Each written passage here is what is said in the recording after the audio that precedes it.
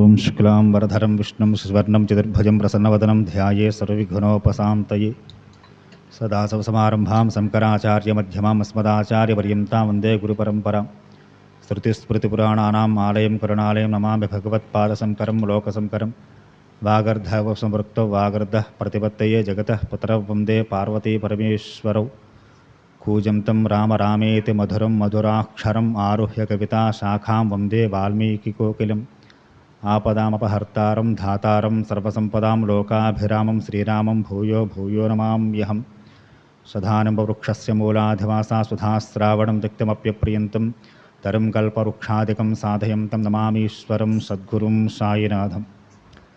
సభాయే నమః.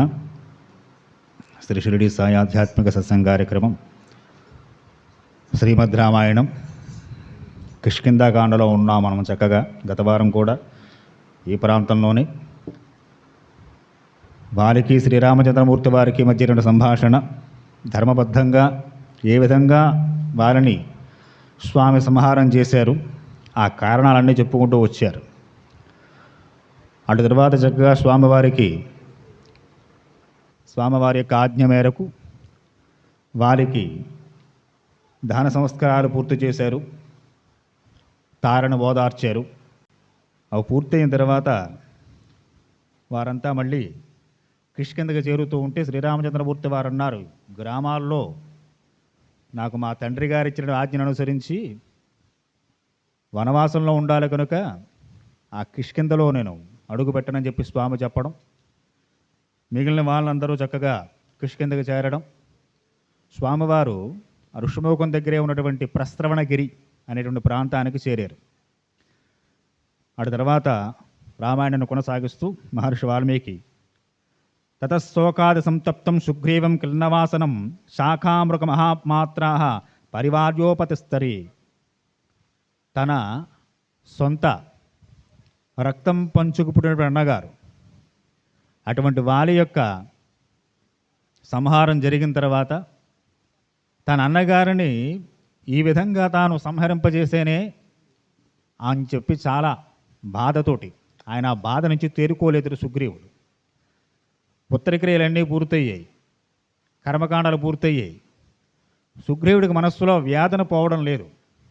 మిగిలిన వానరాలు కూడా వారు కూడా బాధలో ఉన్నారు. ఒక పక్క వాలి వెళ్ళిపోయాడు, ఇంకో పక్క రాజ్యాన్ని స్వీకరించి పరిపాలించే ప్రభువు సుగ్రీవుడేమో విషాదంలో ఉన్నాడు.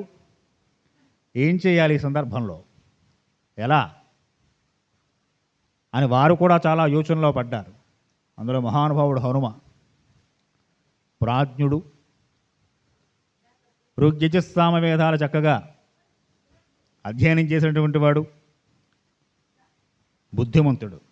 అటువంటి హనుమ ఆయనకు ఒక ఆలోచన వచ్చింది. ఏమిటయ్యా అంటే, ఈయన తీసుకెళ్ళి రామచంద్రమూర్తి వారి ముందు పెట్టాలి. సుగ్రీవుల్లో ఉండే ఈ విషాదాన్ని పారద్రోలగలిగిన వాడు ఎవడయ్యా అంటే రాముడే. ఏమండి, హనుమ అన్ని వేదాలు నేర్చుకున్నాడు, హనుమ చెప్పచ్చుగా 4 మాటలు. ఆయన చెప్పకూడదు, ఎందుకంటే ఆయన ప్రభువు కింద ఉన్నటువంటి ఒక మంత్రి మాత్రమే. ఏదైనా చెప్పాలంటే తనకన్నా పెద్దవారి చేత, అది జ్ఞానంలో అటువంటి వారి చేత చెప్పింది, అది ధర్మం. కనుక ఆ ధర్మాన్ని అనుసరించి స్వామి యోచన చేశారట, ఎలాగా అని చెప్పి ఈ సుగ్రీవుడిని వెంట పెట్టుకుని ముఖ్యమైన కొన్ని వానరాలను తీసుకుని వెళ్ళారట స్వామి హనుమ ప్రస్రవణగిరి దగ్గరికి. అభిగమ్య మహాబాహం రామం అక్లిష్టకారణం స్థితా ప్రాంజలయ సర్వే పితామహమివర్షయ. ఎలాంటి కార్యాలనైనా రామం అక్లిష్టకారణం, గొప్ప మాట వాడుతున్నారు. దేన్నైనా చెయ్యగల సమర్థుడు ఎవరు? రామచంద్రమూర్తి వారు. ఆయన పరాక్రమం తెలిసింది వారితో మాట్లాడిన సంభాషణలో. రాముడు పరాక్రమం ఏమిటో, ఎంత ధర్మాత్ముడో, ఎంత సత్యశీలుడో, అంతకు మించి ఎంత సర్వం సహా చక్రవర్తో సమస్త జంబూద్వీపానికి స్వామి వారితో మాట్లాడినప్పుడు చెప్పారు. అనేక విషయాలు చెప్పుకుంటూ వచ్చారు. ఆయన తన తమ్ముడే ఇప్పుడు రాజ్యంలో కుర్చీలో కూర్చునేవాడు కనుక రామం అక్లిష్టకారణం, మహానుభావుడు పురాజ్ఞుడు రామచంద్రమూర్తి వారు. ఎలాంటి క్లిష్ట పరిస్థితుల్లో ఉన్నటువంటి వాడనైనప్పటికీ కూడా రామనామం తరింపజేస్తుంది. ఆయన దర్శనం ఆయన దగ్గర కాసేపు కూర్చుంటే చాలు, మనకున్నటువంటి కష్టములన్నీ తీరిపోతాయి. కాబట్టి అటువంటి స్వామి ముందు పెట్టాలి అని చెప్పి యోచన చేసేట. ఎలాంటి వాడు మహానుడను తతఃకాంచన శీలాభ తరుణార్క నిభానన అబ్రవీత్ ప్రాంచలరి వాక్యం హనుమాన్ మారుతాత్మజ. మామూలు వాడ హనుమ మేరు పర్వతం వంటి చక్కటి దేహదారుఢ్యం కలిగిన వాడు. ఉదయిస్తున్న భాస్కరుడు ఏ విధంగా తేలుస్తూ ఉంటాడో అలాంటి ముఖం కలిగిన హనుమ వాయుసుతుడు, మంచి బుద్ధిమంతుడు. అటువంటి స్వామి సుగ్రీవుని తీసుకుని కొంతమంది వానరులను వెంటబెట్టుకుని, అన్నీ తెలిసినప్పటికీ సుగ్రీవుడి కన్నా కింద స్థాయి వ్యక్తి కనుక ఏమైనా చెప్పించాల్సి వస్తే, బాబు రండి నేను వారి దగ్గరికి వెళదాం, వారు చూపిస్తారు మనకి. మంత్రి స్థానంలో ఉన్నవాడు ప్రభువుకు చెప్పేంతటి వాడా? ఆయన దృష్టిలో ఆయన ఎప్పుడూ చిన్నవాడిగానే చూసుకుంటాడు హనుమ. కనుక ఆయన ఏం చేశాడా అంటే, మనం కాదు ఈయన ఈ శ్లోకం పోవాలంటే ఆయన దగ్గర పెట్టాలి తీసుకువెళ్ళి. నేను కూర్చోబెట్టి 4 మాటలు చెబితే ఏం బాగుంటుంది ప్రభువుకి అని అంత బుద్ధిట ఆయనకి. చిన్న విచిత్రమైన కథ కూడా చెబుతారు, రామాయణంలో లేదు కానీ. సీతమ్మ వారు వనవాసం పూర్తి అయిపోయిన తర్వాత రావణ లంకలోకి వెళ్ళిన, లంకలోంచి స్వామివారు యుద్ధం చేశారు, గెలిచారు, తీసుకొచ్చారు. వచ్చేస్తుంటే అమ్మవారికి ఆ లంకలో ఎప్పుడూ స్త్రీలు సన్నికలు నూరుకునే సన్నికలు కనపడిందట. చూడ్డానికి చాలా అద్భుతంగా విశేషంగా అమ్మవారు దృష్టి ఆకర్షించిందట సన్నికలు. అమ్మవారు అనుకుంది మన అయోధ్యలో కూడా దీన్ని పట్టుకెళ్ళాలనుకుంది. ఆడవారికి ఏముందండి పాపం, ఇంట్లో ఉపయోగపడితే పచ్చడి చేసుకోవడానికో ఏదో నూరు కూడా పనికి వస్తుంది కదా వస్తువు దగ్గర ఉంటే అని చెప్పి యోచన. హనుమని పిలిచిందట, హనుమా మనం అయోధ్యకు వెళ్ళేప్పుడు ఆ పుష్పమాలను దీన్ని కూడా పెట్టరా అబ్బాయి అంది. స్వామి అలాగేనమ్మా, ఎప్పటి నుంచి ఉందో అది పాపం శుభ్రంగా మట్టిలో బాగా కూరుకుపోయి ఉంది. హనుమ కూర్చుని పీకి లాగి కుస్తీ పడుతున్నాడు దాంతో. జాంబవంతుడు చూసేట, ఏమిట్రా హనుమ ఏమిటి ఏం చేస్తున్నావురా అబ్బాయి అన్నారు. అమ్మవారు చెప్పిందండి సీతమ్మవారు, ఈ సన్నికలు కావాలంటే పచ్చడి నూరు పెట్టాను, రేపు పొద్దున రామచంద్రమూర్తి అయోధ్యలో కూర్చోబెట్టి కొబ్బరికాయ పచ్చడి చింతకాయ పచ్చడి ఏ పచ్చడి కావస్తే ఆ పచ్చడి నూరు పెడుతుందేమో తల్లి తీసుకురమ్మంది. మరి అదేమిట్రా, అయోధ్యలో లేని సంపద ఏముంది, సన్నికల్లో దొరకదు అయోధ్యలోను. హైదరాబాద్ వెళ్ళేం దొరకని వస్తువు ఏముంటుంది చెప్పండి, రాజమండ్రిలో దొరుకుతున్నప్పుడు. కానీ అక్కడ దొరకని వస్తువు ఉన్నాయా? అమ్మవారు తమ్మంటే నువ్వెలా ఒప్పుకున్నావురా అబ్బాయి, దాని దగ్గర కూర్చొని కుస్తూ పడుతున్నావు. సంజీవిని పర్వతాన్ని మోసుకొచ్చిన వాడికి సన్నికలు బయట తిన పెద్ద లెక్క, కానీ కూర్చుని కుస్తూ పడుతున్నాడు దాంతో. చెప్పచ్చు కదరా నాయన అంటే, నేను చెబితే ఏం బాగుంటుంది ప్రభు, అమ్మవారు మా ప్రభువు గారి భార్య, ఆవిడకి నేను చెప్పేదంటే వాడినా ఆవిడ చెప్పిన పని చేయడం తప్ప ఏదో మీలాంటి వాళ్ళు పెద్దవారు చెబితే అంటే అప్పుడు జాంబవంతుడు చెప్పేటండి సీతమ్మ వారికి. అలా చెప్పిస్తాట హనుమ. తాను నేరుగా ఎవరికీ తనకన్నా పెద్ద స్థాయిలో ఉన్న వ్యక్తులకు తాను నేరుగా ఏది చెప్పరట, ఇండైరెక్ట్గా చెప్పిస్తాట. వారికి తెలియాలి, కానీ తన ద్వారా కాకపోయినా తనకన్నా పెద్దవారు తనని ఏదైనా చేయమన్నప్పుడు అది అక్కర్లేనప్పుడు వాళ్ళకన్నా పెద్దవారుగా చెప్పిస్తుంటాట. ఇది హనుమ యొక్క బుద్ధిమతాం వరిష్టం. అంటే మామూలు విషయమా? బుద్ధి అంటే అందరికీ ఉండేదా? అలాంటి వారుట. ఇప్పుడు సుగ్రీవుడికి వచ్చింది బెంగ, విపరీతమైన శోకం. ఏడుస్తూ కూర్చున్నాడు ఆయన. అయ్యి నాకు రాజ్యం వద్దు పట్టాభిషేకం వద్దని కూర్చున్నాడు. వీడు దుఃఖం పోవాలంటే రాముడే చెయ్యాలి ఏం చేసిన అని చెప్పి వెంటబెట్టి తీసుకువెళ్ళి ఆయనకి నమస్కారం చేసి, ప్రభు భవత్ప్రాసాద సుగ్రీవ పితృపేతమహం మహతు వానరాణాం సుభద్రుషాసం ప్రాప్తో రాజ్యమతం ప్రభో. నమస్కారం చేసి రామచంద్రమూర్తి గారు, ప్రభు తాత ముత్తాతల నుంచి వస్తున్న రాజ్యం, వాలి కూడా వెళ్ళిపోయాడు. వాలి వెళ్ళిపోయిన తర్వాత ఎవరయ్యా మరి అందులో కూర్చోవలసిన వాడయ్యా అంటే ఇప్పుడు తర్వాత పెద్దవాడు సుగ్రీవుడే. లభించింది నీకు కిష్కింధ మహారాజ్యం, దుర్లభమైంది. స్వామి మీ అనుగ్రహం చేత మాత్రమే ఆ సంపదను పొందగలిగాడు సుగ్రీవుడు. అలాంటి మహానుభావుడు ఇప్పుడు నాకు ఆ పీఠం వద్ద మహాప్రభు అని ఏడుస్తున్నాడు. కాబట్టి మీరు కాస్త ఏదైనా సుగ్రీవుడు కాస్త బోధ చేసి మళ్ళీ పొజిషన్లో నిలబెట్టాలి. గత వారం కూడా చెప్పుకున్న మహాభారతం జరుగుతోంది. అర్జునుడు ధనుర్బాణాల కింద పడేసి కూర్చున్నాడు, నీ యుద్ధం చేయని బాబోయ్ నేడిచేడు. మళ్ళీ ఆయన పొజిషన్లో పెట్టాలంటే గీతంతా చెప్పాల్సిన భగవానుడు. అంటే ఏ సందర్భాల్లో ప్రాజ్ఞులైనటువంటి వారు, సమర్థత కలిగినటువంటి వారు తమ సమర్థత నుంచి క్రిందకి దిగజారిపోతున్నారో మళ్ళీ వారిని తిరిగి ఆ స్థాయిలో నిలబెట్టడం కోసం ఏదో ఒక ఉపదేశం కావాలి. ఎవరికి మీకైనా కావాలి, నాకైనా కావాలి. ఆ సందర్భంలో ఆ మహాత్ములు చెప్పిన ఉపదేశాన్ని చక్కగా పట్టుకోవడంలో మన ప్రజ్ఞ ఉంటుంది. అప్పుడు ఏదో చెప్పేళ్ళండి ఆయన, మనం చేస్తామా ఏమిటి నా తలకాయ అంటే పోయింది అక్కడతోటి. కనుక వారిని మళ్ళీ స్థితికి తీసుకురావాలి. ఆ ప్రయత్నం చేస్తూ స్వామి అంటున్నారు, హనుమ తాత ముత్తాతల నుంచి వస్తున్న రాజ్యం వారి కూడా వెళ్ళిపోయాడు పుణ్యలోకాలకి. ఇప్పుడు సుగ్రీవుడు మాకు ప్రభు ఆయన పట్టాభిషేకం చేసుకుని కూర్చుంటే వానరులందరూ సుభిక్షంగా ఉంటారు. ఆయనేమో నాకు రాజ్యం వద్దంటున్నాడు. కాబట్టి ప్రభు మీరు ఒక్కసారి ఆ సుగ్రీవుడికి 4 మంచి మాటలు చెప్పి మళ్ళీ ఆయన యొక్క పొజిషన్లో పెడితే మంచిది అని చెప్పి స్వామివారిని కోరేట హనుమ. స్నాతోయం విధివేద్యంతే ఔషధేచ్ఛేధావిధి అత్యశ్య రత్నేచ్ఛ మాల్యేచ్ఛత్వాం విశేషత. ప్రభు సుగ్రీవుడు కనుక మళ్ళీ పట్టాభిషిక్తుడైతే, సుగ్రీవుడికి కిష్కింధ మహాసామ్రాజ్యం లభిస్తే వానరులందరూ మిమ్మల్ని అమూల్యమైన సుగంధ పరిమళ ద్రవ్యాలతో ముంచెత్తుతారు. సీతాన్వేషణ కార్యం తొందరగా నెరవేరుతుంది. మనకి ఆయన వచ్చిన కార్యం ఇదేగా. ఎవరు మర్చిపోయినా హనుమ మర్చిపోరండి ప్రభు ఏ కార్యం మీద వచ్చారు. కాబట్టి మన కార్యం అది జరగడం కోసం చక్కగా వారంతా మీకు సహకరిస్తారు. మిమ్మల్ని రత్నాలతో ముంచెత్తుతారు, హారాలతో మీ మెళ్ళ పడుచు వేస్తారు. కాబట్టి ఒక్కసారి వచ్చి ఆయన కాస్త జ్ఞానోపదేశం చేయమన్నారు. హనుమ మాటలు విన్నారట. హనుమన్నారు, మీరే కిష్కింధకి రండి, వచ్చి మీరే పట్టాభిషేకం చేయండి సుగ్రీవుడికి. హనుమ ప్రార్థన ఇది. మేమెవరు కూర్చోబెట్టి కిరీటం ఎత్తి పెట్టినా పెట్టుకుంటాడో పెట్టుకోవడం ఆయన. కాబట్టి మీరే రావాలి, మీరే వచ్చి మీ సమక్షంలో రామలక్ష్మణ సమక్షంలో సుగ్రీవుడికి కిష్కింధ పట్టాభిషేకం జరగాలి అని హనుమ ప్రార్థన చేశారు. స్వామి చెబుతున్నారట, ఏవముక్తో హనుమత రాఘవ పరవేర ప్రత్యువాచ హనుమంతం బుద్ధిమాన్ వాక్యకోవిద. ఇలాంటి 4 మాటలు చక్కగా మంచి బుద్ధిమంతుల్లా చక్కగా ఏం మాట్లాడాలో ఎంతవరకు మాట్లాడాలో అంతవరకే స్వామి మాట్లాడతారు, ఇంకెక్కువ మాట్లాడరు.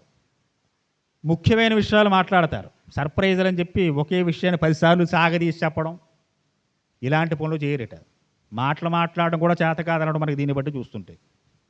ఏం మాట్లాడో ఎలా మాట్లాడో అసలు తెలియదు మనకి. హనుమని చూసి నేర్చుకోవాలి. కనుక స్వామి హనుమంతం బుద్ధిమాన్ వాక్యకోవిద. వాల్మీకి చెబుతున్నారు, బుద్ధిమంతుడు, వాక్యం మాట్లాడడంలో వాక్యకోవిదుడు, మహానుభావుడు ఆయన ఊరుకున్నారు. అప్పుడు స్వామి మాట్లాడుతున్నారు, చతుర్దశమాం సౌమ్య గ్రామం వా యదివా పురం నవక్షేమం హనుమాన్ పితృనిర్దేశపాలక. హనుమా చాలా చక్కటి మాటలు, క్లుప్తంగా సూక్ష్మంగా చెప్పాల్సిన విషయాన్ని టకటక 2-3 ముక్కల్లో చెప్పేసి సాగదీయకుండా చక్కగా చెప్పేవయ్యా ఓ సౌమ్యుడా. నాకొక నియమం ఉంది, 14 సంవత్సరాలు మా నాన్నగారు నన్ను వనవాసం చేయమని చెప్పి పంపించారు. నాన్నగారు వనవాసం చేయమంటే ఆ రాజ్యం వదిలేసి ఇంకో రాజ్యంలో కూర్చొని సాయిగా చిందులేస్తూ గొంతులేస్తూ ఉండమని కాదు. కాబట్టి నాకున్నటువంటి నియమం ఏమిటయ్యా అంటే, నేను పురాల్లో గ్రామాల్లో నివాసం చెయ్యను నేను. కాబట్టి కిష్కింధకి నేను రాను. ఆ పట్టాభిషేకం వస్తున్న నేను పాలు పంచుకోలేనయ్యా. అప్పటికి మా నాన్నగారు ఆజ్ఞ ఉంది ఇంకా నాకు. వాళ్ళ నాన్నగారు భూమి మీద ఉన్నారంటే లేరు. ఎప్పుడో 14 ఏళ్ళు అయిపోతుంది, 13వ సంవత్సరం జరుగుతుంది ఇప్పుడు. ఆయన స్వర్గస్థుడై అయినా పితృవాక్య పరిపాలన ఆయన ఉండగా ఇచ్చిన మాటను తప్పను నేను. కాబట్టి నాన్నగారు ఆజ్ఞను అనుసరించి నేను గ్రామాల్లో కానీ నగరాల్లో కానీ ఉండడానికి వీలు లేదు. కాబట్టి నేను అక్కడికి రాలేను. మీరంతా వెళ్ళండి, నా మాటగా సుగ్రీవుడిని చెప్పండి, మీ సమక్షంలోనే సుగ్రీవుని పట్టాభిషేక్తును చేయండి అని చెప్పి ఏముక్త్వా హనుమంతం రామం సుగ్రీవం అబ్రవీత్ వృత్తజ్ఞ వృత్త సంపన్నం ఉదార బలవిక్రమం. స్వామి చెబుతుంటాట, ఓ వీరుడా సుగ్రీవుడితోటి, లోక వ్యవహార దక్షత కలిగినటువంటి వాడివి, మహావీరుడివి, నువ్వు సామాన్యుడివే అనుకోకు సుగ్రీవ. నువ్వు పట్టాభిషిక్తుడివిగా అంగదున్న యువరాజు పట్టాభిషిక్తుడిగా చెయ్యి. ఆయన యువరాజు పట్టాభిషేకం చేయడానికి చక్కగా మంచి బలిశాలి, దృఢ శరీరం కలిగినటువంటి అంగదుడు, వాలి కుమారుడు, శ్రేష్ఠుడు, నీకు చక్కగా అన్ని విషయాల్లో సహాయపడగలడు. అటువంటి వాడిని యువరాజ్య పట్టాభిషేకం అంగదుడికి చేసి నువ్వు పట్టాభిషిక్తుడు కావయా అని చెప్పి, ఇమమంకిజ్యం వీరం యవ్వరాజ్యేభిషేచ జ్యేష్ఠస్య సుతో జ్యేష్ఠ సదృశో విక్రమేరితే పూర్వోయం వార్షికో మాస శ్రావణ సలిలగామక ప్రవృత్తా సోమయత్వారో మాసా వార్షిక సంహిత. ప్రస్తుతం మీ అందరినీ విడిచిపెడుతున్నాను సుగ్రీవ, మీ వానరులందరినీ. ఎందుకని? ఇప్పుడు మనం శ్రావణ మాసంలో ఉన్నాం. వారికి శ్రావణ మాసం వచ్చింది అక్కడ. చక్కగా శ్రావణ భాద్రపద ఆశ్వేజ కార్తీక మాసాలు వర్షాలు ఎక్కువ పుడుతూ ఉంటాయి. కాబట్టి వర్ష ఋతువు పూర్తయిన తర్వాత సుగ్రీవ అప్పుడు సీతా అన్వేషణ ప్రారంభిద్దురు, కానీ అప్పుడు మళ్ళీ నా దర్శనం మీకు అవుతుంది. అంతవరకు నేను ప్రస్తరవణగిరి మీదే ఉంటాను, నేను లక్ష్మణుడును. మీరు హాయిగా కిష్కింధలో ఉండండి, మీరు పట్టాభిషేక సన్నాహాలు చేసుకోండి. అప్పుడు సీతాన్వేషణ ప్రయత్నాలు చేద్దాం. అస్మిన్ వ్యక్త్యామ్యహం సౌమ్యం పర్వతే సహ లక్ష్మణ. నేను లక్ష్మణుడు కిష్కింధకి రావం, ఈ ప్రస్తరవణగిరి మీదే ఉంటాం. ఇయం గిరిగుహా రమ్య విశాల యుక్తమారుత ప్రభూత శ్రీలా సౌమ్య ప్రభూత కలకోత్ప్లహ. ఇక్కడున్న ప్రస్తరవణగిరి మీద ఉండేటువంటి పర్వత గృహం చాలా విశాలంగా ఉన్నాయి. చక్కటి నీటి వాలు ఉంది మనకి ఇక్కడ. మనం గృహం కట్టుకోవాలంటే ముందు నీరు వాలు ఉందా లేదో చూసుకోవాలి. నీళ్ళు ఏం చేయాలి, బిల్డింగ్లు కట్టేసి నీళ్ళు లేవు ప్రభువుని ఏడుస్తూ కూర్చుంటాం. ఇప్పుడు ఉన్న పరిస్థితి అదే మనకి. నీరు బాగా ప్రవహించే చోట, చక్కగా నీరు లభించే చోట ఇల్లు కట్టుకోవాలట. కాబట్టి స్వామి చెబుతున్నారు, ఈ పర్వత గుహలు చాలా బాగున్నాయా, మాకు రమ్యంగా బాగున్నాయి. ఇక్కడ నీటి వాలు కూడా ఉంది, ఇక్కడ చక్కటి వికసించిన కలవాలు ఉన్నాయి, రమ్యంగా ఉంది ప్రస్తరవణగిరి వాతావరణం అంతా మాకు. కాబట్టి సుగ్రీవ, నీవు కిష్కింధకి వెళ్ళి చక్కగా నీ సామంతులు, మీ పురోహితులు వీరందరి యొక్క అనుజ్ఞని మన్నించి నువ్వు పట్టాభిషిక్తుడు కావయా అని చెప్పి 4 మంచి విషయాలు చెప్పారు. సుగ్రీవ ప్రకృతి సర్వ సంభ్యాస్తోచ్చ వీర్యవాన్ భ్రాతురంత పరసౌమ్యం ప్రవేశ మహాబల. కాస్త శోకాన్ని దిగమనుకున్నాడు సుగ్రీవుడు. మళ్ళీ వారందరితో కలిసి కిష్కింధకు వచ్చేట. వచ్చి తస్య పాండు ప్రజాబ్రాహు ఛత్రం హేమ పరిష్కృతం శుక్లేచ వాలజత్యేనే హేమదండే హస్కరే. అంతవరకు తన అన్నగారైన వాలి పరిపాలించినటువంటి ఆ సభాభవనంలో అడుగుపెట్టేట. చూస్తున్నాడు సుగ్రీవుడు.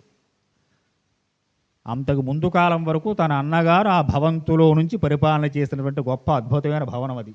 భవనం అంటే మలనాటి భవనాలు కాదంట, కొండ గుహలే. విశాలమైన భవంతిలా ఉంది అది.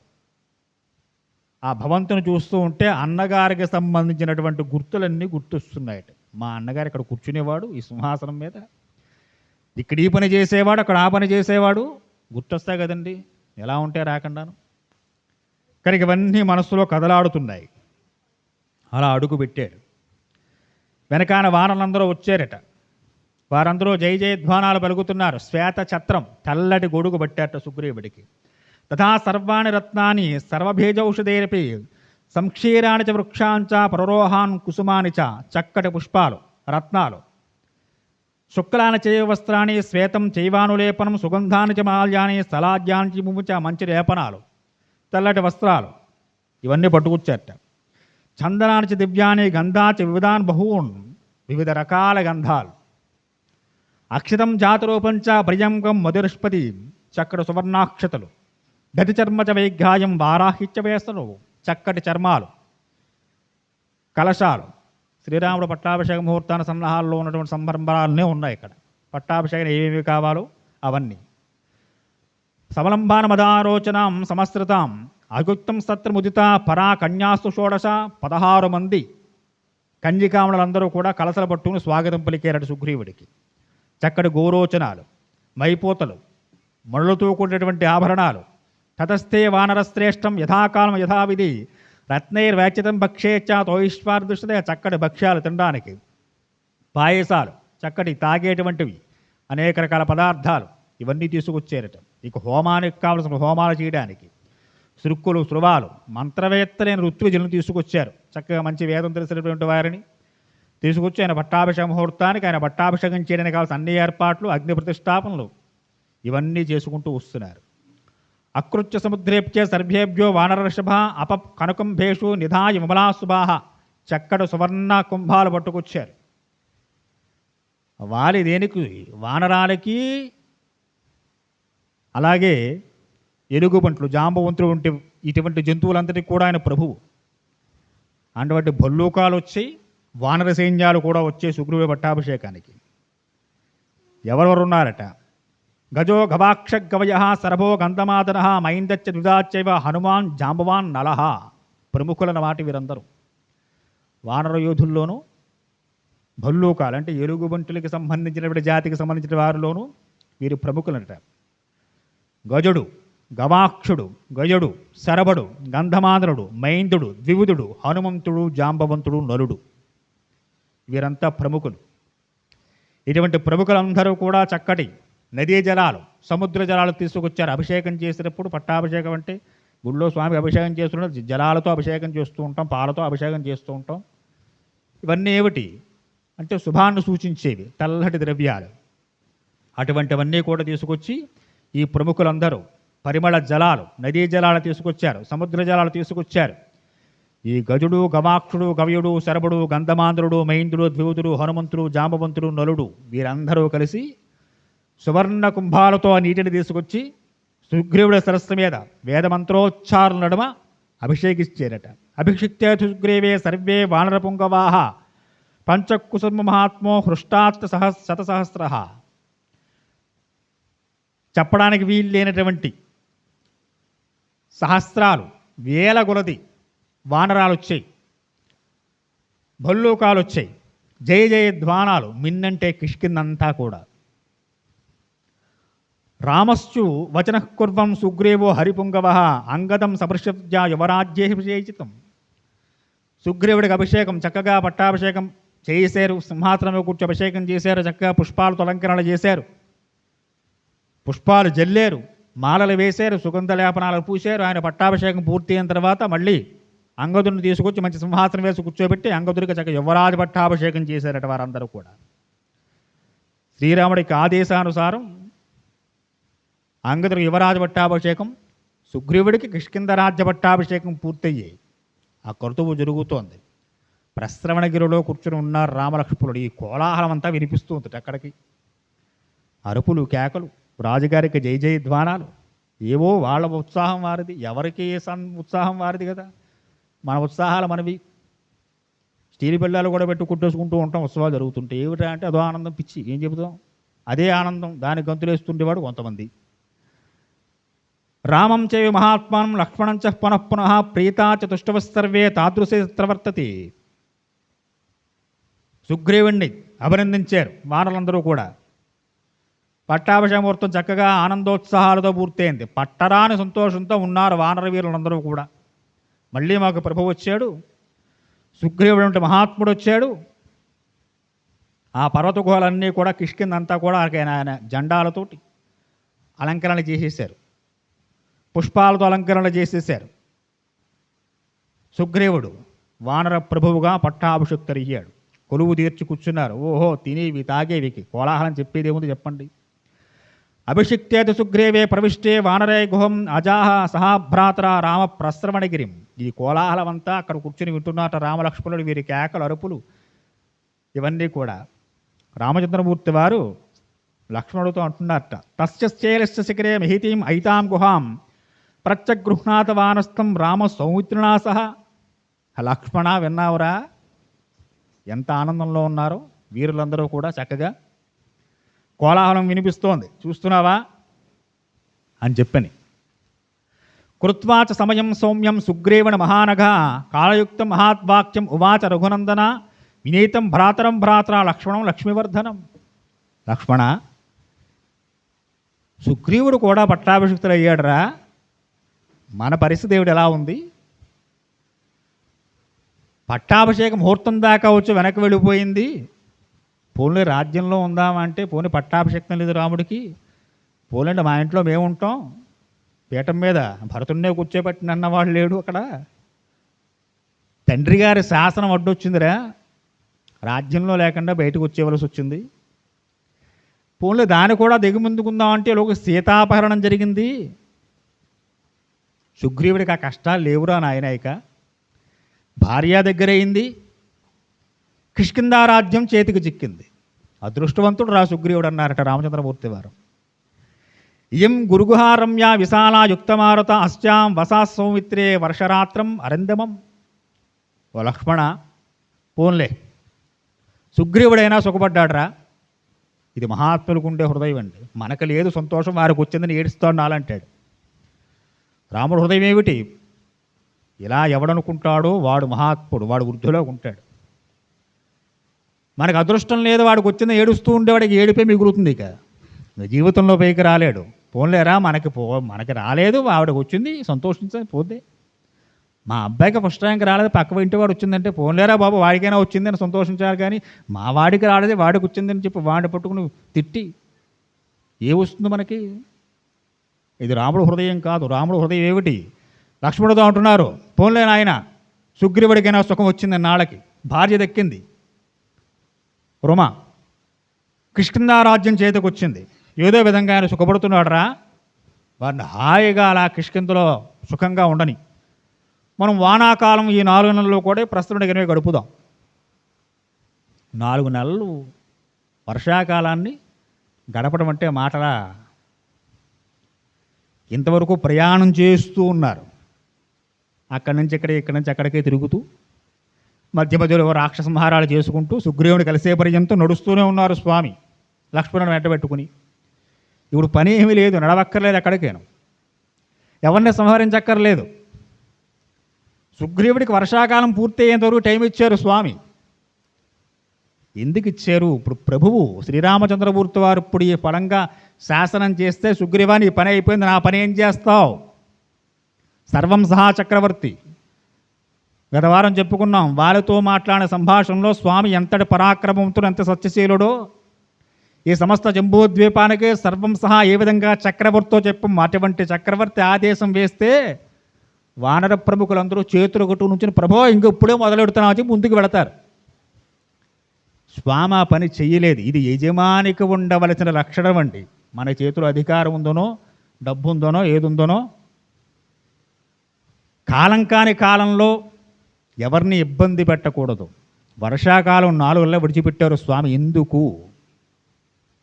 ఈ 4 నెలలు జీవులు కామాతురులై ఉంటారు, సంతానాన్ని పొందుతూ ఉంటారు. అందుకే చాతుర్మాస్య దీక్షలు ఇప్పుడు మనకు లేవు. కానీ ఆషాఢ శుద్ధ ఏకాదశి, తొలేకాదశి మొదలవుతుంది. ఎప్పుడు పూర్తవుతుంది అది కూడా మీరే చెప్పండి గురువారం, మాకేం తెలుసు, మాయదారస్ అంతా. కార్తీక ద్వాదశి, చిలుకు ద్వాదశి, క్షీరాబ్ది ద్వాదశి అని చెబుతూ ఉంటాం కదా, అప్పుడు పూర్తవుతుంది చాతుర్మాస్య దీక్షలు. పీఠాధిపతులు ఎక్కడికి కదలరు. పూర్వకాలం వర్షాకాలంలో ఏం చేసేవారయ్యా అంటే, ఇప్పుడు మనకు చక్కగా సాఫ్ట్వేర్ ఉద్యోగాలు వచ్చాయి కాబట్టి హాయిగా ఉద్యోగాలు చేసుకుంటాం. అప్పుడు వ్యవసాయం కాబట్టి మిగిలిన 8 నెలలు చక్కగా వారు కృషి చేసి పని చేసి ఈ 4 నెలలు శుభ్రంగా ఎవరింట్లో వాళ్ళు కూర్చుంటూ ఉండేవారట. ఫంక్షన్లు కూడా ఏమి ఉండేవి కాదండి అప్పట్లో. ఎందుకని సామెత కూడా ఉండేది, వర్షాకాలం వచ్చిందంటే ఈ ఇంటిమే కాక ఆ ఇంటిమే వాలేదే కాదండి బాబు అని చెప్పుకుంటూ వచ్చేవారు. ఏమిటయ్యా కారణం అంటే విశేషమైన వర్షాలు పడుతూ ఉండేవి. పక్షులు కూడా గూట్లోనే ఉంటూ ఉండేవి. అవి కూడా మామూలు సందర్భంలో సంపాదించుకోవాలి, గూట్లో పెట్టుకోవాలి. వర్షాకాలం 4 నెలలు శుభ్రంగా తింటూ కూర్చోవాలి. వర్షాకాలం పూర్తి మళ్ళీ శరదృతువు వచ్చిన మళ్ళీ కష్టపడాలి. అందుకే ఇప్పుడు హాలే పంటలు వేసేస్తారు శుభ్రంగా, వేసి వాటికి ఏం కావాలో చూసేస్తారు, ఇంట్లో కూర్చుంటారు. వర్షాలు పడితే పైరు పెరుగుతుంది చక్కగాను. మనకేం తెలుస్తావో కాబట్టి మనకు అర్థం కాదనుకోండి, మళ్ళీ నేను వ్యవసాయం చేసి మీకు చెప్పాలి ఇప్పుడు. కాబట్టి అలాంటి రోజులు కనుక సమస్త జీవరాశి సంతానాన్ని పొందేటువంటి రోజులు ఇవి. ఈ రోజుల్లో ఏ జీవిని కష్టపెట్టకూడదు, నా పని చెయ్యి నిర్బంధించకూడదు. అందున వానరులు వీరు. కనుక ఈ సందర్భాన్ని విడిచేశారు స్వామి. అంటే ఏమైనా జీతం ఇస్తున్నాం కదా, డబ్బు ఎందుకు పని చెయ్యరు అంటాడు. నాలంటాడు వచ్చి, నువ్వు జీతం ఇచ్చినా చేసేవాడు మనిషేరా, వాడికి శరీరానికి అలసట ఉంటుంది, కాస్త తిన్నావా తాగేవా కాసేపు కూర్చోరా అని అంటే వాడు ఇంకా ఉత్సాహంగా పనిచేస్తాడు. ఏమి అడగడంటే చేయించుకుంటూ ఉంటాడు వీడు, డబ్బు ఇస్తున్నాం కదా అని చెప్పి ఇంకెవడో పనిలోకి రాడనమాట. యజమానికి ఏ లక్షణాలు ఉండాలో రామచంద్రమూర్తి వారిని చూసి నేర్చుకోవాలన్నమాట. ఈ వృత్తాంతంలో జీవుల సంతానాన్ని పొందేటువంటి రోజులు, జీవులు కామంతో ఉంటారు ఈ 4 నెలల్లో కూడా. వర్షాకాలం వారిని విడిచేయాలి, విడిచిపెట్టేయాలి. నిర్బంధించవచ్చు అధికారం ఉంది రామచంద్రమూర్తి వారికి. నా పని చేయి సుగ్రీవ, అప్పుడు నువ్వు పట్టాభిషేకం పూర్తయిందిగా, నీకు పంప వానరులు సీతాన్వేషణ చేయించు అని చెప్పచ్చు. ఆయన చెప్పలేదు, ధర్మం తెలిసినవాడు కనుక, ప్రభు అయినటువంటి వాడు ప్రజల పట్ల ఏ విధంగా మెలగాలో తెలిసినవాడు కనుక, ఆయన ఒక చక్రవర్తి కుమారుడు కనుక ఎవరన్నా వదులుతారా అండి? నా పని అయిన తర్వాత నీ పని చూస్తానంటే కొంచెం ఖాళీ ఉన్నప్పుడు చేస్తాను, ఎవడు ఊరుకుంటాడు చెప్పండి? ఎంత శ్రమ పడ్డాడు ఇంతవరకు రామచంద్రమూర్తి వారు, ఎన్ని సంహారాలు చేసుకుంటూ వచ్చారు, ఎంత దూరం నడుచుకుంటూ వచ్చాడు ఆయన. ఇప్పుడు నా పని ఎప్పుడైపోతుందా అని ఆతృతో ఉండవలసినటువంటి స్వామి, వర్షాకాలం వచ్చింది సుగ్రీవా, హాయిగా మీరు మీ సుఖభోగాల్లో తేలియాడండి రా అబ్బాయి, శరదృతు వచ్చేసరికి మిమ్మల్ని పిలుస్తాను, అప్పుడు సీతాన్వేషణ ప్రారంభిద్దాం అన్నాడు. ఇవి మనకు కూడా పాఠాలండి. ప్రభువైనటువంటి వాడు, యజమానైనటువంటి వాడు తన క్రింద స్థాయి వ్యక్తులను ఎలా ప్రవర్తన చేయాలి అందుకు విడుదలేశారు స్వామి. వర్షాకాలం వానరాలు ఎక్కువగా ఎగరలేవు, పక్షిజాతులు ఎక్కువగా వెళ్ళలేవు. అది త్రేతాయుగం కదండి. మనకు బస్సులు కార్లు వచ్చాయి కాబట్టి ఇప్పుడు పెళ్ళిళ్ళు ఉంటే కారు వేసుకెళ్ళిపోతాం, వర్షంలో తడవకుండా హాయిగా వచ్చేస్తాం. కొట్టుకుపోతే యాత్రలు కూడా చేస్తున్నారండి. బస్సు లోయలో పడిపోయిందండో, వరదలు వచ్చి బస్సు కొట్టుకుపోయిందండో, ఎవడెళ్ళమన్నాడు యాత్రలు, వర్షాకాలం ఎవడ చేయమన్నాడు యాత్ర నిన్ను అంటే ఇప్పుడు కూడా వెళ్ళిపోవాలి. వర్షాలు పడుతుంటే బస్సులు యాక్సిడెంట్లు అయిపోతున్నాయంటే బండిపై పడిపోతున్నారు, కార్లు యాక్సిడెంట్ అయినా వెళ్ళిపోవాలండి గురువుగారు. ఇప్పుడే దర్శనం చేసుకోవాలి. శనివారం వాడుపులో దర్శనం చేసుకుంటే అయిపోయి 1,000,000 రెట్లు పుణ్యంట ఓహో పోతున్నారు. ఏమిటయ్యా అంటే ఏదో వెర్రి అంతే. కనుక పూర్వం ఫంక్షన్లు కూడా ఉండేవి కాదు. వర్షాకాలం వచ్చేసరికి శ్రావణ మాసంలో పెళ్ళిళ్ళు తక్కువ, భాద్రపద మాసం జూన్ మాసంకి పెళ్ళిళ్ళే ఉండవు. ఏం చేశారు మన పెద్దలు? కట్టి పడేశారు. దేవీ నవరాత్రులు, శ్రావణ శుక్రవారాలు, మంగళవారాలు నోములు, గణపతి నవరాత్రులు, వీటితో కట్టి పడేశారు. ఎక్కడ వాళ్ళు అక్కడ ఏడవండి, అక్కడే పూజలు చేసుకోండి, తప్ప తిరక్కండి రా అబ్బాయి. వర్షంలో తిరిగితే వ్యాధులు ఎక్కువ వస్తాయి. మా డాక్టర్ కూడా ఎక్కడే ఉన్నారు, ఆయన చెప్తారు ఇంకా బాగా చెప్పాలంటే వర్షాకాలంలో వచ్చే వ్యాధుల గురించి. కానీ రోగాలు కూడా ఎక్కువ వస్తాయి వర్షాకాలంలో తిరిగితేను. ఇన్ని బాధలు ఉన్నాయి. కనుక కాలాన్ని అనుసరించి ఎవరిని ఏ విధంగా ఎప్పుడు విడిచిపెట్టాలో, ఎప్పుడు ఏ పని చేయించుకోవాలో ప్రభువులకు బాగా తెలిసి ఉండాలి. అలా తెలిసినటువంటి వారిని ప్రజలు ఎక్కువగా ఆదరిస్తూ ఉంటారు. తెలియకుండా మీ పని పూర్తయింది, నా పని చేయండి రా అని చెప్పి నెత్తి మీద కూర్చునే వాడిని ఎవరు ఆదరిస్తారో చెప్పండి? కనుక లక్ష్మణుడితో స్వామి అంటున్నారు, నాయన ఈ ప్రస్థానగిరి మీద చక్కగా 4 మాసాలు ఇప్పుడు పని ఏం లేదు రామచంద్రమూర్తి వారికి, ఖాళీగా కూర్చోవడమే. ఎంతకాలం కూర్చుంటామో చెప్పండి? అలాగా 1 రోజా 2 రోజుల 4 మాసాలు ఉండాలి. వర్షాలన్నీ పూర్తిగా తగ్గాలి. అవి తగ్గితే కానీ సీతాన్వేషణ ప్రారంభం చేయడం కుదరదు. ఆ జీవుల యొక్క ప్రవర్తన వారి మానసిక స్థితిని అనుసరించి స్వామి వదిలిపెట్టేశారు వారందరినీ కూడా. ఇప్పుడు కంగారు లేదు. వర్షాకాలం పూర్తయిన తర్వాత అప్పుడు నా పని చేదురు కానీ స్వామికి కూడా తిరిగే పని లేదు. ఉండగలరా అండి? ఖాళీగా ఇంట్లో 4 నెలలు కూర్చోగలమా? కాళ్ళు చేతులు కదలకుండా కూర్చుంటాం కానీ బుర్ర కదలకుండా ఉంటుందా? ఎన్ని ఆలోచనలు వస్తాయో బుర్రలోకి. అదేవైపోతుంది, ఏవైపోతుంది, వాళ్ళేవైపోతున్నారు, వీళ్ళే. ఈ మధ్యన ఆ ఊరు వాళ్ళు కనపడలేదు, ఫోన్ చేయలేదు, దిక్కుమాలసంతా. అవసరమైతే ఫోన్ చేసి 1 గంట వాయిన్ చేసి ఛార్జింగ్ అయిపోయిందని పెట్టేసి ఎన్నో చేస్తుంటాం. అంతలా కూర్చోవడం కూడా సామాన్యమైన విషయం కాదండి. 4 నెలల కాలం పాటు రామలక్ష్మణుడు ప్రస్థానగిరి మీద ఎవరితో సంబంధం లేకుండా, ఇంకా కిష్కింద నుంచి వానర్లు ఏమి వెళ్ళి అక్కడ కూర్చుని రాముడితో కబుర్లు చెప్పే విషయాలు కూడా ఏమీ లేవు రామాయణంలో. వారు ప్రస్థానగిరిమే ఉన్నారు, వీరు కిష్కిందలో ఉన్నారంతే. ఎవరి పని వారిది. వీరు ఎక్కడికి వెళ్ళరు, వారు ఎక్కడికి రారు. రాముడు ఉందే చెప్పాడుగా, మా నాన్నగారు ఆజ్ఞానుసారం నేను నగరాల్లో పట్టణాల్లో ఉండను రా అబ్బాయి, మీరు పని మీరు చూసుకోండి, నేను రాకూడదు అక్కడికి అని చెప్పేశాడు ఆయన. కొండ గుహలో కూర్చున్నారట. వర్ష ఋతువును ఆస్వాదిస్తున్నారు స్వామి చక్కగా. ప్రాగ్దుపర్వణే దేశే గుహాసాధు భవిష్యతి, పశ్చాచ్చే ఉన్నతో సౌమ్య వినాయతీం భవిష్యతి. ఆ గుహ ఎలా ఉందయా అంటే చక్కగా వాస్తు శాస్త్రానికి తగ్గట్టుగా ఉందిట. లక్ష్మణుడితో మాట్లాడుతున్నారు.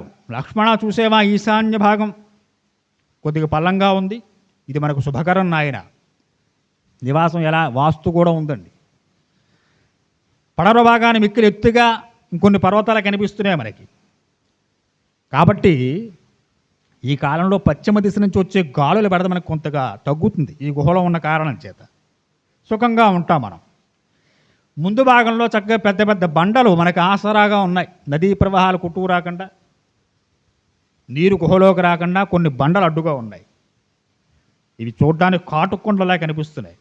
ఇక గుహ ఉత్తర భాగంలో గుహాద్వారే చ సౌమిత్రే శలా సమతలా శుభా శక్లే చేవాయతే సేవా భిన్నయా సంశయమా. పర్వత శిఖరాల వంటి కాటు వంటి కొండలు కూడా ఉత్తర భాగంలో ఉన్నాయి. దక్షిణ భాగంలో వెడలపైనటువంటి తెల్లని శిఖరాలు ఉన్నాయి. గైరికాది ధాతువులతో కూడి ఉన్నాయి అవన్నీ కూడా. ఈ తూర్పు దిక్కున నిర్మలమైన జలాలు కనిపిస్తున్నాయి గుహకి. కాబట్టి లక్ష్మణ, ఇది మనకి చాలా శుభకరమైనటువంటి నివాసం. ఇలాంటి స్థానాన్ని ఎంచుకోవాలట. చంపకై స్థలకేశాలై తమలాయి రతిముక్తికై పద్మకై సరళైచ్చేవ అశోకైత్య శోభితాం. ఇక ఈ నదీ జలాల వెంట సంపెంగ, ఎర్రగోరింట, తాటి వృక్షాలు, అలాగే పద్మాలు నదుల్లో, అశోక వృక్షాలు, ప్రబల చెట్లు, తమిడి చెట్లు, పొగడ చెట్లు, మొగల చెట్లు, ఇలాంటి వృక్షములన్నీ కూడా ఉన్నాయట నదీ తర్వే ప్రాంతం. అవన్నీ చూపిస్తున్నారు లక్ష్మణుడికి. ఎంత ఆహ్లాదంగా ఉంది లక్ష్మణ ఈ ప్రాంతం మనకి అంటే, ప్రకృతి అందాలను చూస్తూ వాటిని ఆస్వాదన చేస్తూ కాలం గడుపుతున్నారన్నమాట. ఇతచ్చనాతిదాధూరేసా కిష్కింద చిత్రకానన సుగ్రీవస్య పురీ రమ్య భవిష్యత్ కృపాత్మజ. ఈ ప్రదేశం ఎంత రమణీయంగా ఉంది లక్ష్మణ. ఇక్కడి నుంచి చూస్తుంటే మన సుగ్రీవు ఉండే కిష్కింద కూడా కనిపిస్తోంది. చూసే ఎంత రమ్యంగా ఉంది, జెండాలతో అలరారిపోతుంది, దీదీప్యమానంగా ఉందయా. చక్కగా రోజు సుగ్రీవుడికి మేలుకలు మంగళవాయిద్యాలు వినిపిస్తున్నా మరి ఇక్కడ దాకా వింటున్నావా లక్ష్మణ? ఎంత రమణీయంగా ఉందో ఆ కిష్కింద. వానరులందరూ కూడా చక్కగా వీణ గాన లోలులై రోజు హాయిగా అనేకమైన భోగాలు అనుభవిస్తున్నారు. ఆ గానాలు, వాయించేటువంటి ఆ శబ్దాలు, వీణానాదాలు ఇవన్నీ వింటున్నారట ఇక్కడ కూర్చుని ప్రసరణగిరి మీద. మనం ఉండగలవాండి అలాగే? వాడు బాగున్నాడు రా సదయ్య, మా ఆవిడ ఇంకా దొరకలేదు ఇక్కడ నాకు. ఎంత కొట్టుకుపోతుంటాడో వాడికి వచ్చిన వీడికి రాలేదని. సాంబార్ల ములక్కాళ్ళ ఉడిగిపోతుంటాడు అంతే. ఇంకా స్వామి ఆనందిస్తున్నారట సుగ్రీవుడిగా వచ్చిన భోగాన్ని చూసి. సుగ్రీవుడు రాజ్యాధికారం దక్కింది లక్ష్మణ. లబ్ధాభార్య కపివర ప్రాప్యం రాజ్యం హద్రుతం ధ్రువం వదంతి సుగ్రీవా సంప్రాప్త మహితీశ్రియాం. సుగ్రీవుడి చుట్టూ కోకొలలుగా వానర సైన్యం అంతా చేరింది. ఆనందోత్సాహాలతో కిష్కిందంతా అల్లారుతోంది. వారి ఆనందాలకు అవధులు లేవురా లక్ష్మణ. ఎంత సుఖంగా ఉన్నాడు నా మిత్రుడు, మా స్నేహితుడు బాగున్నాడు రా అని చెప్పి. సుముఖై బిభద్రువ్యే తస్మిన్యా గిరిధరణే నవతస్య రామస్య రతిరాల్పాపి భావతాత్ పృతాం హి భార్యం స్మరత ప్రాణేభ్యో గ్రీసం. స్వామివారికి సీతమ్మ వారు గుర్తొచ్చిందట. ఈ వర్షాకాలంలో సీతాదేవి ఏం చేస్తుండేది? స్వామి మధుర మెదిలి ఒక్కసారి దుఃఖం పొంగుకొచ్చింది. ఈ దుఃఖం దేనివల్ల వచ్చింది? సుగ్రీవుడు సుఖంగా ఉన్నాడని కాదు, తన భార్య వర్షాకాలంలో ఏ ఏ పనులు చేస్తూ ఉండేది గుర్తొచ్చింది స్వామివారికి. తత్తముత్తేన శోకేన బాష్పో భగతచేతసం తం శోచమాన్ కాకుస్తం నిత్యం శోకపరాయణం.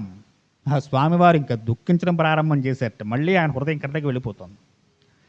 సీతా వియోగ దుఃఖం కలిగింది, శోకం అనుభుకుంది స్వామివారికి. లక్ష్మణ, సీత లేక నా హృదయం పరిదిపిస్తోందిరా నాయన. సీత మీ వదిన ఉంటే ఈ కాలంలో ఈ పనులు చేస్తూ ఉండేది, ఈ వృక్షాలు పెంచుతూ ఉండేది, ఈ లతలకి చక్కగా అంట్లు కొడుతూ ఉండేది, ఎంత సంతోషంగా ఉండేవారరా నాయన అని చెప్పి స్వామి బాధపడుతున్నారట. లక్ష్మణుడు చెబుతున్నారు, అలం వీరా వ్యధాం గత్వా నత్వం సోతుమర్హసి శోచితో వ్యసీతం తం సర్వార్థ విత్తం హితే. అనయ, మీరు మహావీరులు, సామాన్యుల్లో శోకిస్తున్నారు. ఈ శోకాన్ని కాస్త పక్కన పెట్టండి. మీరు ఎంతటి మహాత్ములో మీకు అర్థమవుతుంది. ఈ శోక కారణంగా మీలో ఉండేటువంటి ఆ వీరత్వం పక్కన పడిపోతుంది. అంతేగా, దుఃఖం బాగా ఎక్కువైపోతే ఏమవుతుంది అంటే మనలో ఉండే ప్రజ్ఞ తగ్గిపోతుంది. ఎవరు మీకైనా, నాకైనా, రాముడికైనా, లక్ష్మణుడికైనా అంతే. దుఃఖం ఎక్కువ వస్తుందంటే మనలో ఉండే ప్రతిభ తగ్గిపోతుంది.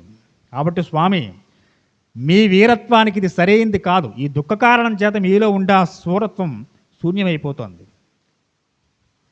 సర్వ శుభలక్షణ సంపన్నులు మీరు, అందరూ బాగుండాలని కోరుకుంటారు. మీరెందుకన్నయ్య అలా దుఃఖంతో ఉంటారు? ధైర్యం వహించండి.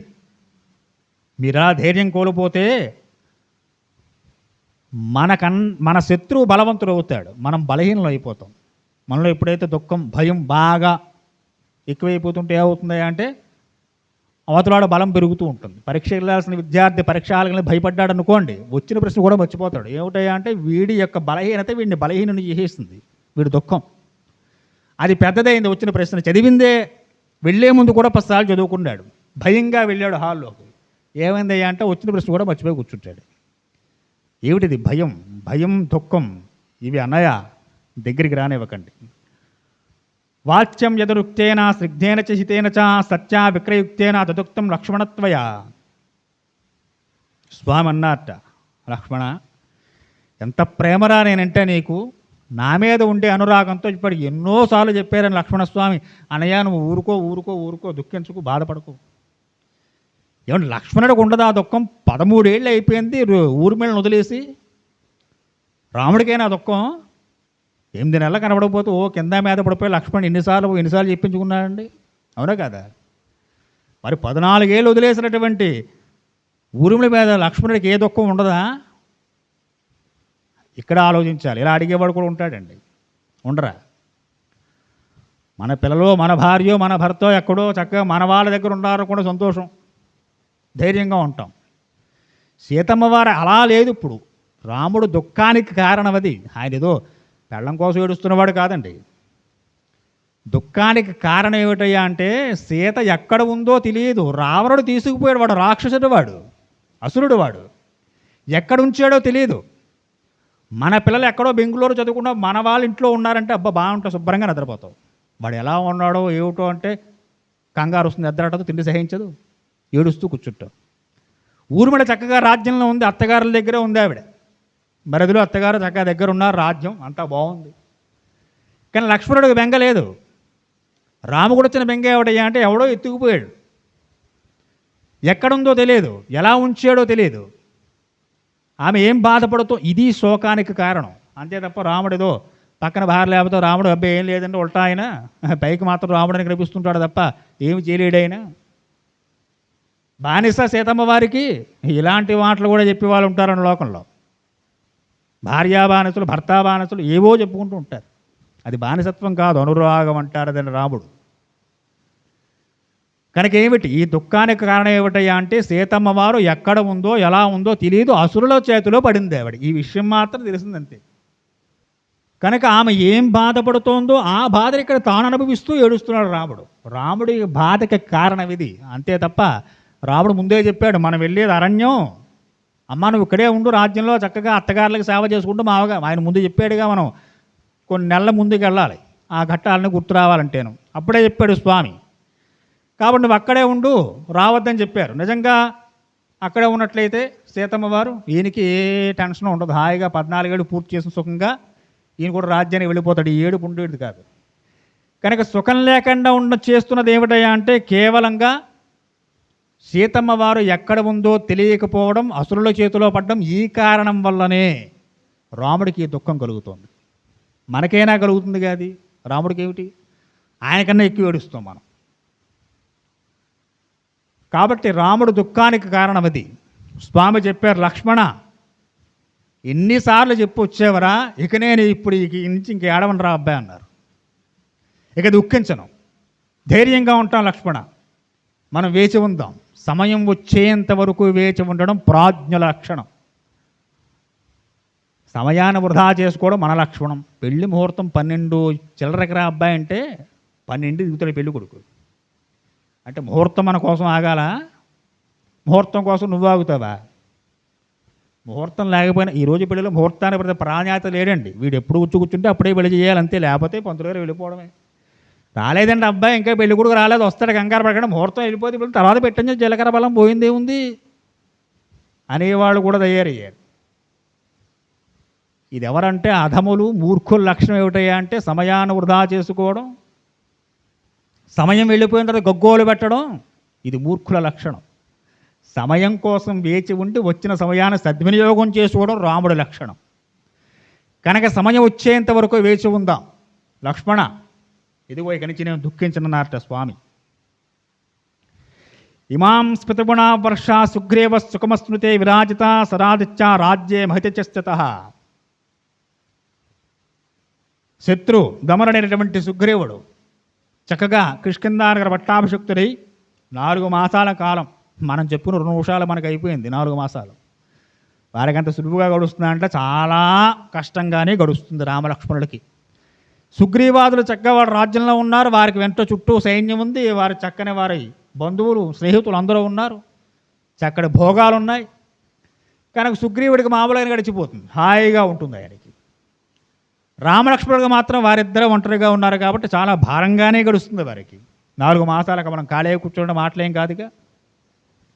కనుక 4 మాసాల సమయం వచ్చేంత వరకు సుగ్రీవుడు హాయిగా కిష్కింధలో భోగాలు అనుభవిస్తున్నాడు. ప్రస్థానగిరి మీద రామలక్ష్మణుడు వేచి చూస్తున్నారు. సమయం వచ్చేంత వరకు వేచి చూస్తున్నారట. పూర్తయింది. శరదృతు ప్రవేశం జరిగింది. తెలుస్తుందా భోగంలో ఉన్నటువంటి వాడికి?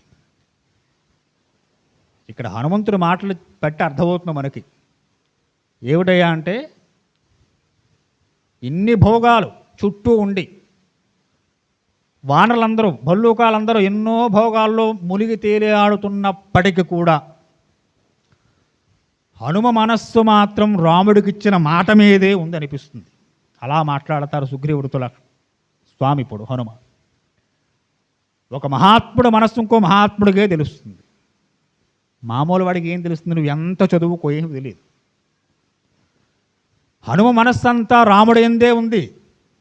సమయం కోసం మహాప్రాజ్ఞుడు, సర్వం సహా చక్రవర్తి, ఇక్ష్వాకువంశస్థుడు, సమస్త జంబూద్వీపానక అధిపతి చూపించారు తన పరాక్రమాన్ని. ఒక్క బాణంతో వాళ్ళకి బేగి పంపించాడు. ఆయన తలుచుకుంటే కిష్కింధలో ఉన్న వానరాలని ఏదో చెదపురుగుల్లా చంపేస్తాడు ఆయన. పెద్ద లెక్కేం కాదు. మన సహాయం అసలు అవసరం లేదు రాముడికి. పాపం ఏదో వచ్చాడు అలా మన దగ్గరికి. హనుమకు మాత్రమే ఎరుకు ఉందనిపిస్తుంది. ఇప్పుడు సుగ్రీవుడితో హనుమ మాట్లాడతారు.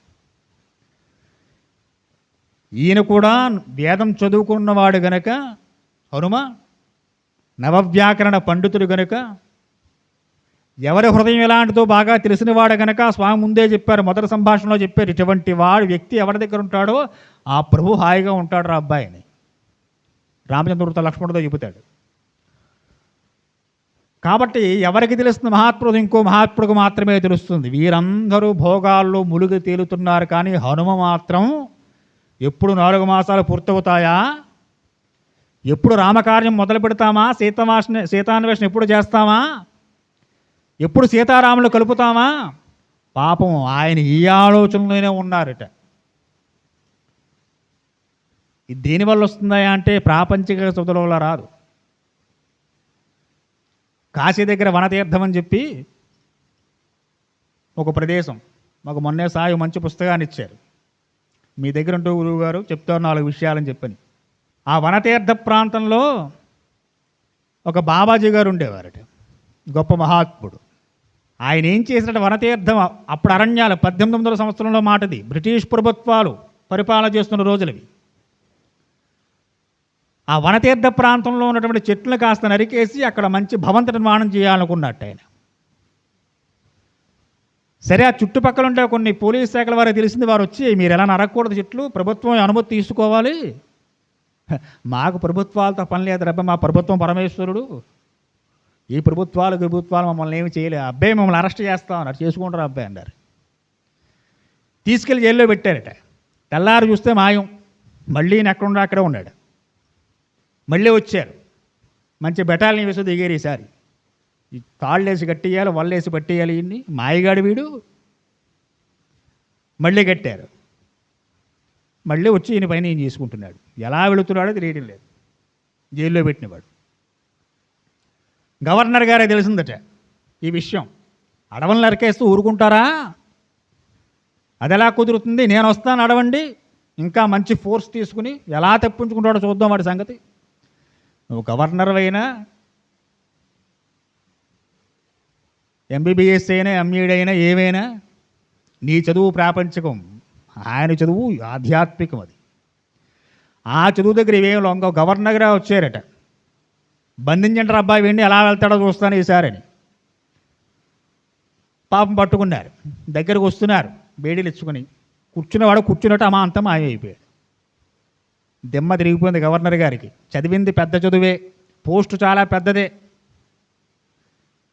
కానీ ఆ చదువు ఎందుకు పనికి వచ్చిందయ్యా అంటే నువ్వు ఒకరి దగ్గర పనిచేయడం కోసం పనికి వచ్చింది. ఈయన చదువుకున్న చదువు, ఈయన యోగం, ఈయన అభ్యాసం, ఈయన ఆధ్యాత్మికత పరమేశ్వరుడు సేవ కోసం పనికి వచ్చింది. కూర్చున్నవాడు కూర్చుంటే అదృశ్యం అయ్యారట. గవర్నర్ గారి దెబ్బ తిరిగింది. అయ్యి బాబాయ్ వీడు మామూలు వాడు కాదురా నాయన, మనం బంధించలేమండి. మళ్ళీ కాళ్ళబేరానికి వచ్చారు. ప్రభు మీరు ఇలా చేస్తే ఎలాగా, ఏదో మాకు మాట చెప్పాలి కదా, మీకు ఎందుకు చెప్తారు, ఈశ్వరుడు చెప్పాను నేను మీకు చెప్పాల్సిన పని ఏమిటి, నా ప్రభు ఈశ్వరుడు, మీ ప్రభు బ్రిటిష్ గవర్నమెంట్ ఏమో, నాకు వాళ్ళతో సంబంధం లేదనట. కాళ్ళు పట్టుకుని రాహి ఇచ్చేసారు వనమంతాను. బాబు మీది రాహేసుకోవడానికి ఏం చేస్తారు చెప్పండి పాపం. కనుక మహాత్ముడు గురించి తెలుసుకోవాలంటే ఇంకో మహాత్ముడే ఉండాలి, ఒక వేదవేత్త తీయాలంటే ఇంకో వేదవేత్త ఉండాలి. మళ్ళాంటి వాడికి ఏదో పిచ్చోళ్ళలాగా ఆయనకేం వచ్చారండి ఏదో బీడి తిరుగుతూ ఉంటాడు అనిపిస్తూ ఉంటుంది. హనుమ వేదవేత్త గనుక ఋగ్యజ సామాలు బాగా నేర్చినవాడు, నవవ్యాకరణ పండితుడు. స్వామి రామచంద్రమూర్తి వారు కూడా వేదవిధుడు. ఆయన హృదయం ఈయనకి, ఈయన హృదయం ఆయన తప్ప ఇంకెవరికి తెలిసి చావదంతే. కనుక 4 నెలల కాలం పూర్తయింది. సమీక్ష విమలం వ్యోమ గత విద్యుద్యులాకృతం సారపార సంకష్టం రమ్య జ్యోత్సమలేపనం. హనుమంతుల వారు బయటికి వచ్చి చూశారట. వర్షాలు తగ్గాయి, మబ్బులు లేవు. శరదృతు వచ్చిందంటే కార్తీక మాసం వస్తే మబ్బులు, తెల్లటి మబ్బులు వస్తాయి, నల్లటి మబ్బులు రావిక మనకి. అందుకు శరత్కాలం, వెన్నెల చాలా తెల్లగా ఉంటుంది. మనం కార్తీక పౌర్ణం తప్ప ఆకాశం వంక చూసి చావం, మనకు వెన్నెలు తెలిసి చావదాం. కనుక శరదృతువులో వచ్చే వెన్నెల చాలా స్వచ్ఛంగా తెల్లగా ఉంటుంది. నల్లటి మబ్బులు ఎక్కడా కనపడవు. అటువంటి చిహ్నాలు చూసేట స్వామి హనుమంతుల వారు. ఎవడు ఏం పసిగట్టగలడో వాడు అదే పసిగడుతూ ఉంటాడండి. మిగిలిన వారికి ఏం తెలుస్తుందా, పొడు కొట్టుకుంటూ ఉంటారంతే. నాకు రాజ్యం వచ్చింది, నాకు పేట వచ్చింది, ఇంకేదో వచ్చిందని. కాబట్టి ఆకాశం అంతా ఎలా ఉందిట, తెల్లటి పిండి ఆరబోసినట్లుగా ఉందిట. అలాంటి ఆకాశాన్ని చూశారు. అర్థమైంది మారుతికి. వర్ష ఋతువు పూర్తయింది, శరదృతువు ప్రవేశం జరిగింది. రామకార్యం కోసం సన్నద్ధులు అవ్వాలి మనందరం కూడా. సమృద్ధార్థం చ సుగ్రీవం మందార్థం చ సంగ్రహం అత్యర్థం అసతం మార్గం ఏకాంతమమాచనం. సుగ్రీవుడు ఉండేటువంటి ఏకాంత మందిరానికి స్వామి హనుమ ఎక్కడికైనా ఆయనకి యథేచ్ఛగా వెళ్ళొచ్చు, ఆయనకి ఏమీ కండిషన్స్ లేవు. సుగ్రీవుడికి బాగా తెలుసు హనుమంతుడు ఎంత ప్రజ్ఞాశాలు, ఎంత బుద్ధిమంతుడో, వేదవేత్తో బాగా తెలుసు. కాబట్టి ఆయన ఎక్కడ అపాయింట్మెంట్ చూసిన అవసరం లేదు. ఆయన ఏకాంత మందిరానికి వెళ్ళారట. చుట్టూ స్త్రీజనం పరివేష్టించి ఉండగా మధుపానం చేస్తూ హాయిగా భోగాల్లో లాలసరే ఉన్నాడు. సుగ్రీవుడు చూశారు హనుమ. స్వాంతపచ్చేత్ప్రేతం తారం చాపి సమీప్సతం విహారం తం అహోరాత్రం కృతార్థం విగతజ్వరం. కామమోహితడే విగతజ్వరంతో పీడింపబడుతున్న వాడిలా కనబడ్డాట సుగ్రీవుడు హనుమంతుడికి. ఓ పక్క రుమ, ఇంకొక పక్క తార, మిగిలిన స్త్రీజనం. ఓ ఇంద్రుడికి కూడా ఉండదేమో ఆ భోగం. అలాంటి భోగాలు అనుభవిస్తున్నాడు. క్రీడతమివ దేవేశం నందేశం సరగణై మంత్రిషు నచిస్తరం మంత్రిగణాం అవేక్షితం. రాజ్యమంతా మంత్రుల చేతిలో పెట్టేశాడు. మీరు చూసుకుంటారా అబ్బాయి ఈ 4 నెలల్లో అని చెప్పని. ఏదో టూర్లు వేస్తూ ఉంటారుగా మంత్రులు చక్కగా, బెంగళూరు ఇంకా వేరే అమెరికా ఎక్కడో వెళుతూ ఉంటారు. మంత్రులకు అప్పచెప్పి కాస్త పాలన ఈ 4 నెలలు చూడరా అబ్బాయి అని చెప్పని. అలా మంత్రుల చేతులు పాలన పెట్టి సుగ్రీవుడు హాయిగా భోగాల్లో తేలి ఆడుతుండట. వచ్చారు స్వామి హనుమ, నుంచున్నారు. సుగ్రీవుడు ముందు నుంచున్నారు, మాట్లాడుతున్నారట. యోహి మిత్రేషు కాలజ్ఞా సతం సాధువర్తతే తస్య రాజ్యస్యం కీర్తిచ్చ ప్రతాపాచ్చాపి వర్ధతే. ఓ మహాప్రభో సుగ్రీవ, స్వామి వర్షాకాలం పూర్తయింది, శరదృతువు ప్రవేశం జరిగింది. మిత్రుడికి ఇచ్చిన మాట మీ స్మృతిలో ఉండాలి, ఉందా? 4 నెలల క్రితం ప్రతిజ్ఞ చేశారు రామచంద్రమూర్తి వారితో అగ్నిసాక్షిగా. కిష్కింద రాజ్యం నాకు లభిస్తే మీ పని చేసి పెడతానని చెప్పాను. స్వామి గుర్తుందా? మీకు రాజ్యాధికారం ప్రాప్తించింది, కీర్తి వచ్చింది, చక్కగా ప్రతిష్ట అన్నీ వచ్చాయి. పరంపరంగా గతంగా వస్తున్న రాజ్యం కూడా మీ చేతికి చిక్కింది. ప్రభో, సన్మార్గంలో ప్రవర్తించేటువంటి వారు ఎవ్వరైనా సరే ఎవరికైనా మాట ఇస్తే ఆ మాట నిలుపుకోవలసినటువంటి స్థితి వచ్చినప్పుడు తప్పక నిలుపుకోవాలి. ఎలాగా?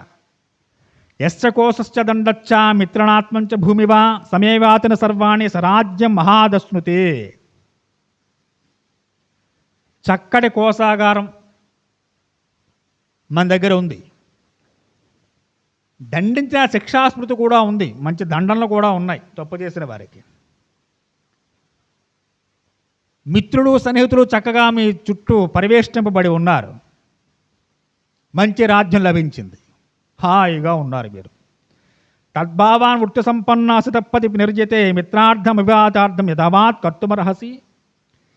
అన్నీ సమృద్ధిగా ఉండి కూడా తాను చెయ్యవలసిన పని చేయని వాడిని లోకంలో మూర్ఖుడు అంటారు.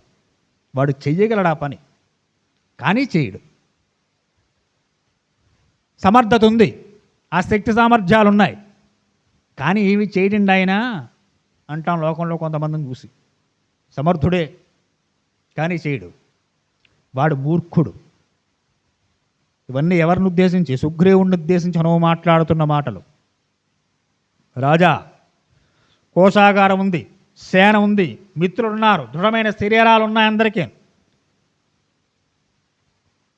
మిత్రులు ఇచ్చిన మాట స్మృతిలో ఉందా స్వామి? మీకు గుర్తుందా? ఒకవేళ కనుక గుర్తు లేకపోతే మీ అన్నగారిని పంపించిన దారి ఇంకా ముయ్యలేదు, తెరిచే ఉంది. అది మళ్ళీ అదే బాణం మిమ్మల్ని కూడా ఆ దారిలో పంపించేటువంటి స్థితి రాకుండా ఇప్పుడే అప్రమత్తలు కండి. ఆ మత్తు వదలండిక.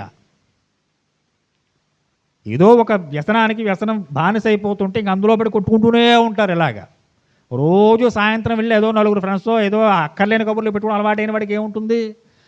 సాయంత్రం 6 ఇంటి మీద చూడ ఆ వీధి మీద పోతూ ఉంటాడు, ఆడు కూర్చుంటాడు.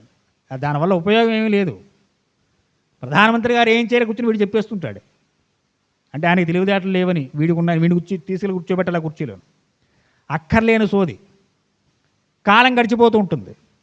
ఒరే రారా ఇవాళ సత్సంగం జరుగుతాం వెళదామంటే ఇవాళ రాలేనంటే మళ్ళీ వారం వస్తా అంటాడు. ఎక్కడికంటే వీడు దానికి వ్యసనం అయిపోయాడు ఆ కబుర్లు చెప్పుకోవడం కోసం సాయంత్రం అయ్యేసరికి. కనుక వాడికి ధర్మం గుర్తురాదు. సుగ్రీవుడికి 4 నెలల కాలం పాటు ఈ భోగాలు అలవాటైపోయి మిత్రుడికి ఇచ్చిన మాట గుర్తు రావడం లేదు. స్వామి హనుమ చెబుతున్నారు, ప్రభో నీవు సదాసార సంపన్నుడివి, సన్మార్గంలో నడవలసినటువంటి బాధ్యత నీ మీద ఉంది. ఒకరికి సహాయం చేస్తామని చెప్పిన తర్వాత ఆ చెప్పిన సమయానికి మనం చెప్పినట్టుగా ముందు మనమే ప్రయత్నం చేయాలి తప్ప మళ్ళీ ఆ వ్యక్తి వచ్చి అడిగితే అది అధర్మమే అవుతుంది. అవును గురువుగారు మాట ఇచ్చారు, ఈ పని చేస్తానని చెప్పి మొన్న నాతో అన్నారు, ఈవేళ వస్తానని చెప్పి రాలేదు. ఇలా అనిపించుకునేవాడు మూర్ఖుట్టండి. మళ్ళీ అవతల వ్యక్తి వచ్చి అడగకూడదు, ఏమంటే అప్పుడు ఈ పని చేసి పెడతా అన్నారు కదా, అయ్యా ఇప్పుడు చేస్తారా అని మళ్ళీ వీడి దగ్గరకు వచ్చి అడిగాడంటే వీడు ఎందుకు పంచిపోయిన వాడని అర్థం.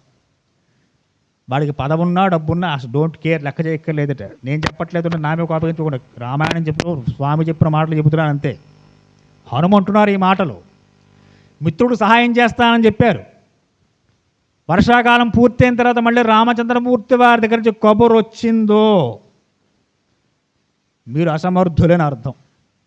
ఆయన కబురు చేయకూడదు, మనం వెళ్ళాలి. మనకు సమయాన్ని వదిలేశారు స్వామి. 4 నెలల కాలం పాటు సుగ్రీవ మిమ్మల్ని నేనేమి మాట్లాడు 4 నెలలు విడిచిపెట్టారు. 4 నెలలు పూర్తయిన తర్వాత స్వామి కబురు చేయకుండానే మనమే అప్రమత్తులై ఆయన కార్యం కోసం ముందుకు రావాల్సిన బాధ్యత మనమే ఉంది సుగ్రీవ. కాబట్టి ఆ మత్తులోంచి కాస్త బయటికి రండి. ఎస్తు కాల వ్యతీతేషు మిత్రకార్యేషు వర్తతే సకృత్వ మహతోత్వార్థం మిత్రేర్థ యుజ్యతే. సమస్త భోగాలు పరిత్యజించి మీ మత్తు కాస్త వదిలిపెట్టి మిత్రకార్యం మీద దృష్టి పెట్టండి, లేవండి ఇక అని చెప్పి సన్నద్ధును చేస్తున్నట్టు స్వామి. నైతావద్భవేత్ కాలో వ్యతీతోర్చనాదృతే చోదిస్య కారస్య భవేత్ కాల వ్యతిక్రమ. రామచంద్రమూర్తి వారు ప్రేరేపించక ముందే, అంటే అక్కడి నుంచి కబురు రాకుండా ఏ లక్ష్మణుడో వచ్చి ఎరా గుర్తుందిరా సుగ్రీవా అని చెప్పి అడక్క ముందే మీరు ముందుకు కదలాలి. కాలాన్ని వృధా చేసుకోకూడదు. ప్రాజ్ఞులు కాలాన్ని వృధా చేసుకోరు. కాబట్టి నీకింత ఉపకారం చేసి ఇంత మేలు చేసి ఇంత భోగాన్ని అందించిన స్వామికి మీరు చెయ్యాల్సిన పని గుర్తులో పెట్టుకోండి. నదేవానచ గంధర్వ నాసురా న వరుద్గణా నచ యక్షాభయం తస్య కుర్యు కిమత రాక్షసా. రాముడు పరాక్రమాన్ని ముందు మనం చెప్పుకున్నాం. ఇదే విషయము హనుమ చెబుతున్నారు ఇక్కడ. దేవతలు కానీ, గంధర్వులు కానీ, అసురులు కానీ, మరుద్గణాలు కానీ, యక్షులు కానీ ఎవ్వరైనా సరే ఆ రఘువీరుడు వాళ్ళెవ్వరికీ భయపడాడు. అందరినీ ఎదురుస్తారు. యావత్ ప్రపంచం ఎదురైనా తన కోదండ పట్టుకుని ఉంచోగల సమర్థుడు రాముడు. అటువంటి మహానుభావుడు. అలాంటి వారి విషయంలో ఇంకా జాగ్రత్తగా ఉండాలి మహారాజా. నాదస్తాదమనో నాప్సో గతిరోర్నిరిసాంబరే ఖచ్చితత్ సజ్జతే స్మాకం కపీశ్వరతవాజ్ఞయ. మీరు ఇప్పుడే ఆజ్ఞలు వేయండి.